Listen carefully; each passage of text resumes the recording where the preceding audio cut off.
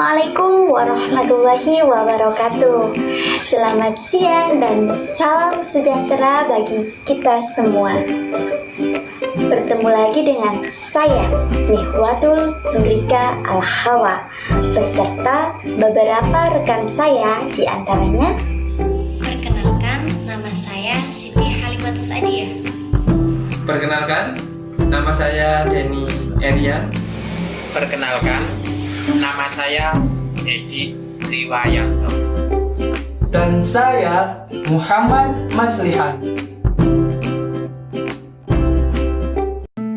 Pada kesempatan kali ini, kami akan mempresentasikan hasil dari sebuah diskusi kami yang bertemakan tentang himpunan dan diagram Venn. Maka dari itu, mari kita simak bersama cuplikan video kami berikut ini. Himpunan adalah kumpulan objek atau benda yang dapat didefinisikan dengan jelas dan terukur, sehingga dapat diketahui termasuk atau tidaknya di dalam himpunan itu. Adapun cara penulisan himpunan antara lain: 1. Penamaan sebuah himpunan dilambangkan dengan huruf kapital. 2. Penulisan anggota himpunan harus di dalam kurung kurawal. 3. Untuk memisahkan satu anggota dengan anggota lainnya menggunakan tanda koma. 4. Jika anggota himpunan masih banyak dan tidak dapat disebutkan satu persatu, dapat digunakan tanda titik-titik. Selanjutnya, kita akan membahas tentang istilah-istilah penting yang ada dalam himpunan. Istilah-istilah penting apa saja yang ada dalam himpunan? Yang pertama, yaitu himpunan semesta dan himpunan universal, yang biasa dilambangkan dengan huruf kapital S atau huruf kapital U. Merupakan suatu himpunan yang mencakup seluruh elemen dari topik pembicaraan dengan menseleksi elemen dari himpunan semesta atau himpunan universal berdasarkan kriteria tertentu. Yang kedua, himpunan bagian atau subset. Jika terdapat himpunan A dan B, A merupakan himpunan bagian B apabila setiap elemen A terdapat pula di B. Yang ketiga, himpunan identik atau equal. Dua himpunan A dan B adalah identik atau sama jika dan hanya jika elemen dari kedua himpunan adalah sama. Yang keempat, yaitu himpunan saling lepas atau disjoint. Dua himpunan A dan B adalah saling lepas jika tidak memiliki elemen yang sama. Yang kelima, himpunan kosong atau empty set merupakan himpunan yang tidak memiliki elemen. Yang keenam, himpunan berhingga dan kardinalitas. Jika himpunan A memiliki n buah elemen yang berbeda, maka A merupakan himpunan berhingga atau finite set, dan n adalah kardinalitas dari A. Yang ketujuh atau yang terakhir, yaitu himpunan kuasa atau power set. Himpunan kuasa dari A merupakan himpunan dari seluruh subset A. Di sini saya akan menjelaskan tentang sifat-sifat operasi himpunan. Yang pertama, idempoten. Idempoten berasal dari dua kata, yaitu idem yang berarti sama dan potensi yang berarti kekuasaan. Maksudnya, pada sifat idempoten ini berlaku di mana anggota gabungan suatu himpunan adalah himpunan itu sendiri, dan anggota irisan suatu himpunan adalah himpunan itu sendiri. Sehingga A gabungan A sama dengan A, dan A irisan A hasilnya juga sama dengan A. Sifat yang kedua yaitu komutatif. Sifat komutatif yaitu sifat operasi himpunan terhadap dua himpunan yang memenuhi pertukaran letak. Ingat kata kuncinya pertukaran letak antar beberapa himpunan dan akan menghasilkan hasil yang sama. Pada sifat komutatif ini berlaku A gabungan B hasilnya sama dengan B gabungan A. Dan A irisan B hasilnya dengan B irisan A. Sifat yang ketiga yaitu identitas. Pada sifat identitas ini yaitu sifat operasi himpunan yang mana hasilnya adalah himpunan itu sendiri. Pada sifat identitas ini berlaku A irisan himpunan kosong sama dengan himpunan kosong, A irisan himpunan semesta sama dengan himpunan A gabungan himpunan kosong sama dengan himpunan A, dan A gabungan himpunan semesta sama dengan himpunan semesta. Sifat yang keempat yaitu asosiatif. Sifat asosiatif adalah sifat operasi himpunan terhadap tiga himpunan menggunakan bantuan pengelompokan. Inti dari asosiatif adalah pengelompokan, yaitu pengelompokan terhadap dua himpunan dengan tanda kurung. Dan apabila pengelompokan tersebut ditukarkan, maka hasilnya akan tetap sama. Seperti halnya A irisan B dioperasikan terlebih dahulu, kemudian diiriskan dengan C, maka hasilnya akan sama dengan B dan C diiriskan terlebih dahulu dan hasilnya diiriskan dengan A. Begitu juga dengan A gabungan B dioperasikan terlebih dahulu, kemudian digabungkan dengan C, maka hasilnya akan sama dengan B dan C digabungkan terlebih dahulu, kemudian hasilnya digabungkan dengan A. Sifat yang kelima yaitu distributif. Sifat distributif adalah sifat operasi himpunan dengan dua operasi himpunan yang berbeda. Jadi nanti ada gabungan dan juga irisan. Salah satu operasi himpunan berfungsi untuk penyebaran sebagai penyebaran, dan operasi yang lainnya berfungsi untuk menyebarkan himpunan yang ada pada kurung tersebut. Seperti contoh A gabungan B irisan C, A hasilnya akan sama dengan A gabungan B diiriskan dengan A gabungan C. Begitu juga dengan A irisan B gabungan C sama dengan A irisan B digabungkan dengan A irisan C. Selanjutnya, penyajian himpunan. Suatu himpunan biasanya diberi nama atau dilambangkan dengan huruf kapital. Adapun benda atau objek yang termasuk dalam himpunan tersebut ditulis dengan menggunakan pasangan kurung kurawal. Suatu himpunan dapat dinyatakan dengan tiga cara. Yang pertama yaitu dengan mendaftar anggota-anggotanya. Ini kita sebut dengan istilah numerasi atau tabulasi, yaitu dengan menuliskan anggota-anggota himpunan satu persatu yang dipisahkan dengan tanda koma di dalam kurung kurawal. Yang kedua, dengan kata-kata atau deskriptif, yaitu dengan menyebut sifat yang dimiliki anggotanya dan nama himpunan ditulis dengan huruf kapital. Yang ketiga, dengan notasi pembentuk himpunan atau kita kenal dengan roster atau bersyarat, yaitu menyebutkan syarat keanggotaan himpunan yang dinyatakan dengan suatu peubah, misalnya X atau Y. Anggota himpunan dilambangkan dengan huruf kecil yang diikuti garis tegak dan syarat keanggotaannya.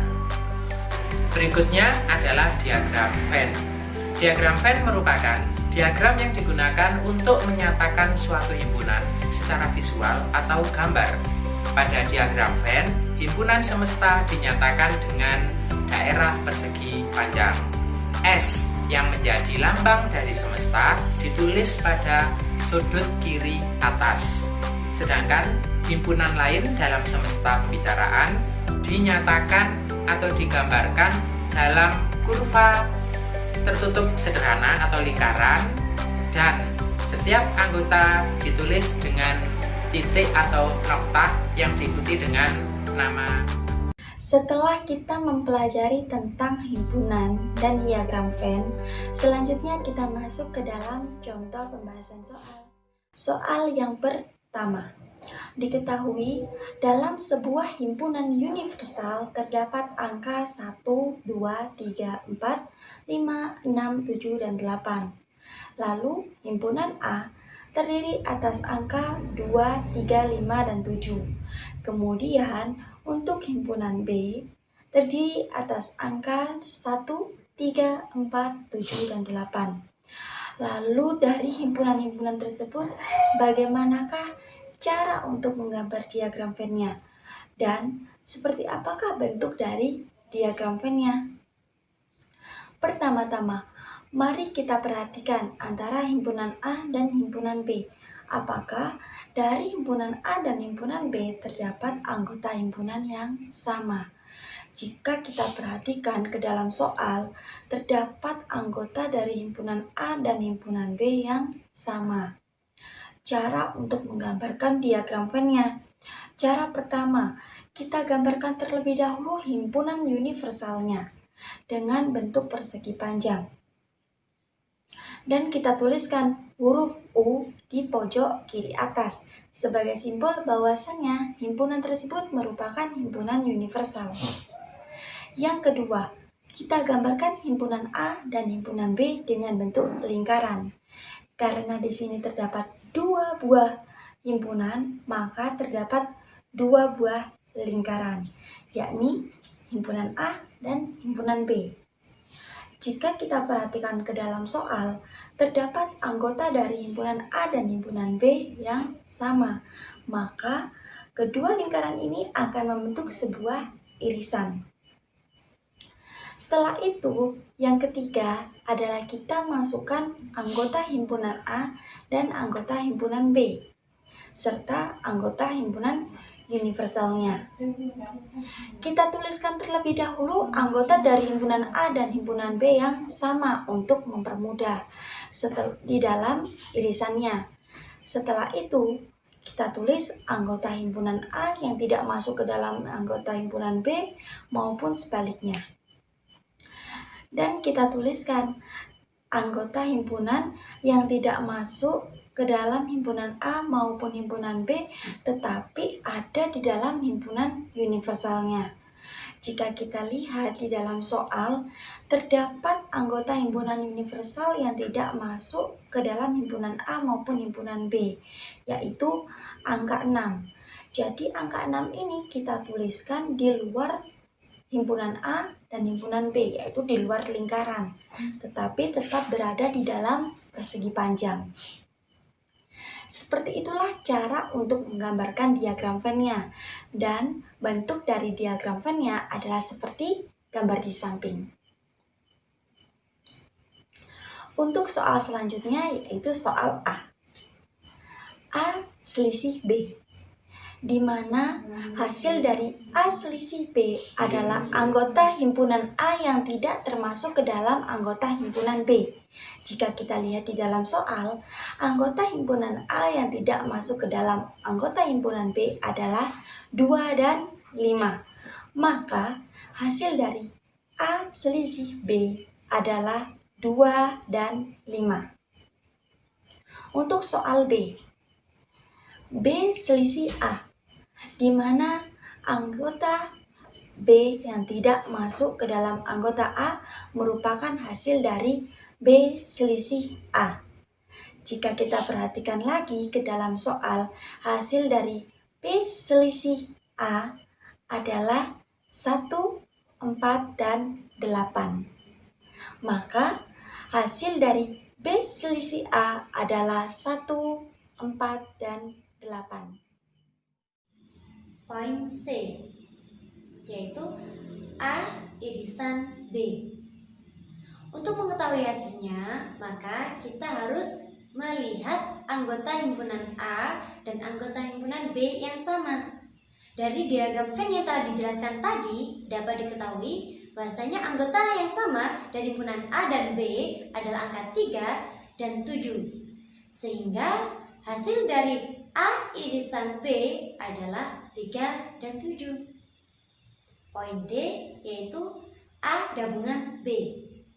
Perlu diingat, gabungan adalah himpunan yang terdiri dari semua anggota himpunan A dan anggota himpunan B, di mana ketika ada dua anggota yang tertulis hanya satu saja, sehingga hasil dari A gabungan B adalah 1, 2, 3, 4, 5,